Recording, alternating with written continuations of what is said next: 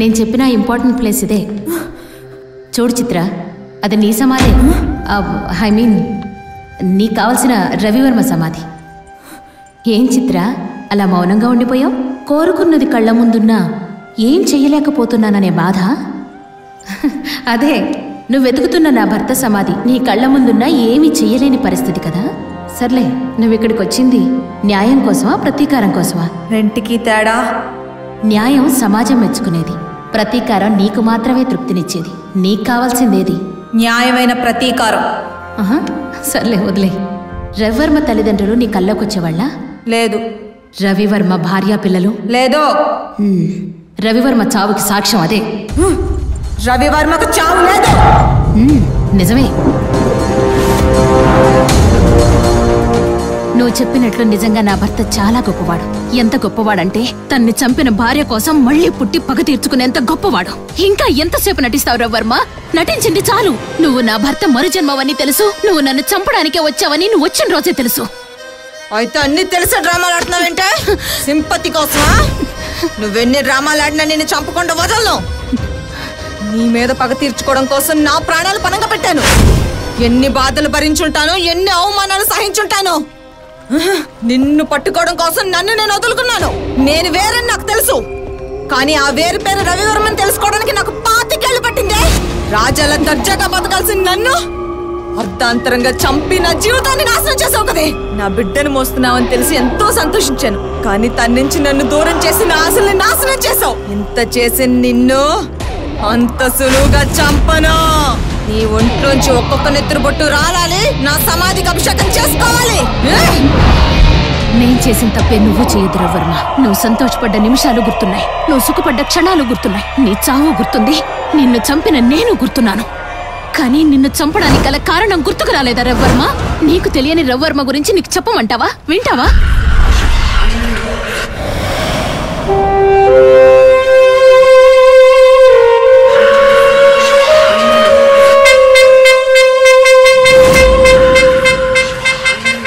తెలుగు రాష్ట్రం నుంచొచ్చి ఈ దేశంలో గొప్ప వజ్రాల వ్యాపారిగా ఎదిగిన చంద్రప్రతాప్ వర్మ ఏకైక కొడుకు రవివర్మ.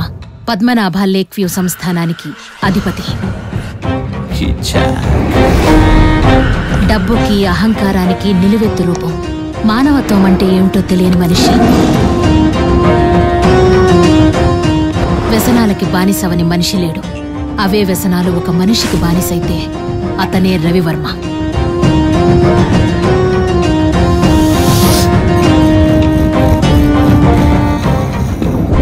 ఆనందంగా ఉన్నప్పుడు ఒంటరిగా స్విమ్ చేయడం అతనికి అలవాటు. అన్నింటికంటే అతనికున్న ముఖ్యమైన అలవాటు ఆడది. కంటికి నచ్చిన ఆడదాన్ని ఇంటికి తీసుకొచ్చి పడక సుఖం పొందే వరకు నిద్రపోడు. పక్వానికొచ్చిన పండున్న పంటి కింద పరువానికొచ్చిన పిల్ల.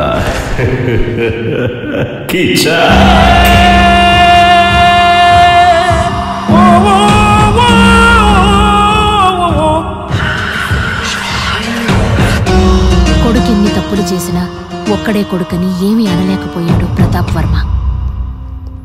అనాథలైన నన్ను నా చెల్లెల్ని దూరపు బంధువులన్న పేరుతో ఇండియా నుంచి అమెరికా తెచ్చాడు ప్రతాప్ వర్మ. కానీ మమ్మల్ని తెచ్చింది మా మీద జాలితో కాదు, తన కుటుంబ పరువు కాపాడుకునే ప్రయత్నమని 14 ఏళ్ల వయసులో నాకు తెలిసేది కాదు. ఏంటి నా దగ్గర టెక్కు చూపిస్తున్నావు? బొమ్మలు గీసి మురిసిపోయే రవివర్మని కాదు, బొమ్మలతో ఆడి మురిసిపోయే రవివర్మని. కానీ ఆడదాని పట్ల రవివర్మకున్న నీచమైన భావన చిన్నతనం నుంచే అతనంటే నాకు అసహ్యాన్ని పెంచింది.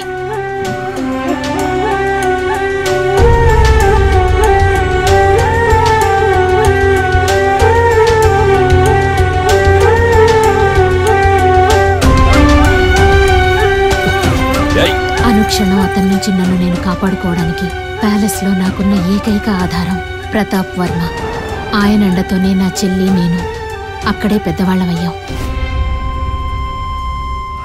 ఎన్నాళ్ళ నుంచి ఎదురు చూస్తున్నానో తెలుసా ఈ క్షణం కోసం. ఈ రోజు నువ్వు నా నుంచి తప్పించుకోలేవు.